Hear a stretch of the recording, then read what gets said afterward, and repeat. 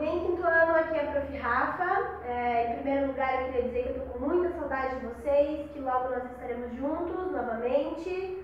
Por enquanto, fiquem em casa, se cuidem, aproveitem o tempo com a família de vocês e aproveitem o tempo para estudar também. Então, vamos retomar um pouquinho das nossas aulas anteriores. Vamos lembrar das últimas atividades que nós fizemos na sala. Nós estávamos falando sobre arte sequencial, sobre a linguagem da arte em quadrinhos, falamos sobre charges, tirinhas, vimos que as imagens, as histórias em tiras, elas vêm desde a época do Egito Antigo, então é uma linguagem que já é muito, muito antiga e que foi se adaptando e se renovando com o passar do tempo, com a tecnologia, enfim. Nós conhecemos um artista chamado Roy Lichtenstein, que trabalhava nas suas obras a linguagem dos quadrinhos de maneira bem interessante. Então eram telas muito grandes que ele levava para os museus, para os espaços expositivos, para as galerias de arte. São obras que valem milhões e que trabalham especialmente com a estética da linguagem da arte em quadrinhos. Se vocês derem uma pesquisada, uma olhadinha, vocês vão ver as onomatopeias, os balõezinhos, as texturas visuais que são trabalhadas, que se assemelham muito com os pixels que a gente conhece hoje, ou então com aqueles pontinhos que ficam quando a gente faz uma impressão, né? Uma impressão no papel. O Roy Lichtenstein se apropriava dessa linguagem e trazia isso para a arte. Muito bem.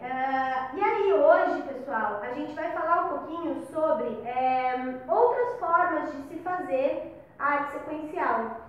E uma delas é a gibicolagem, que na verdade consiste em você fazer recortes de revistas com imagens aleatórias. E aí você interfere nessas imagens com balõezinhos, com falas. Quando eu falo de gibicolagem, eu não preciso seguir uma história, uma regra. Mas aí quando eu falo das fotonovelas, que também são uma outra linguagem, aí a gente está falando de uma história que é contada, certo? As fotonovelas, pessoal, foram popularmente conhecidas na década de 70, quando alguns artistas se apropriavam de imagens, de fotografias e interferiam nessas fotografias com os balõezinhos, com a fala. Então eles criavam histórias, existia um roteiro.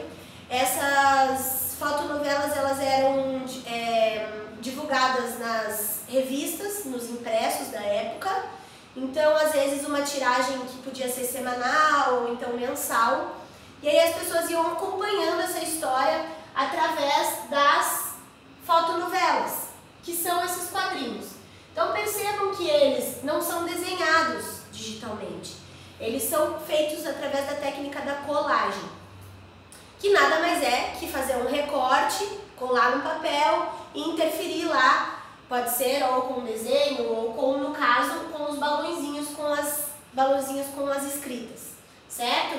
Então aí surge essa nova possibilidade de arte sequencial, que são as fotonovelas. Além disso, é possível também a gente trabalhar com a gibicolagem. A gibicolagem é muito parecida com a fotonovela, mas ela não tem uma história tão, vamos dizer assim, uma história tão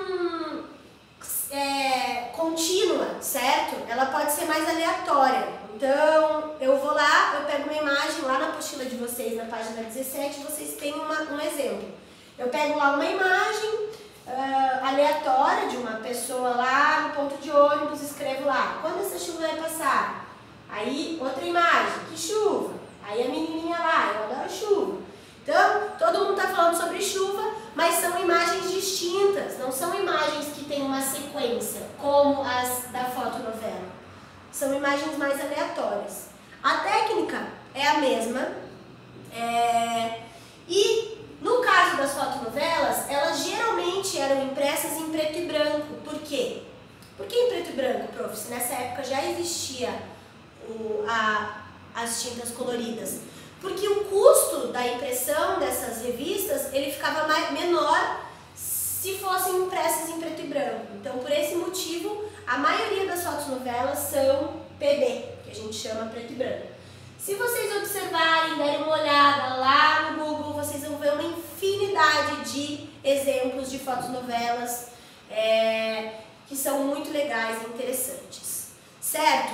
Então, gente, já que nós agora já descobrimos que existem outras linguagens para se fazer arte sequencial, eu tenho um desafio aqui para vocês nessa aula de hoje, que é o seguinte: eu quero que vocês desenvolvam aí na casa de vocês uma gibicolagem. Como assim? Vocês vão lá pesquisar em revistas, em jornais, vão selecionar imagens que de alguma maneira tenham relação e vocês vão criar uma história para mim através da colagem. Prof, mas como que eu vou criar uma história? Isso é muito difícil. Não!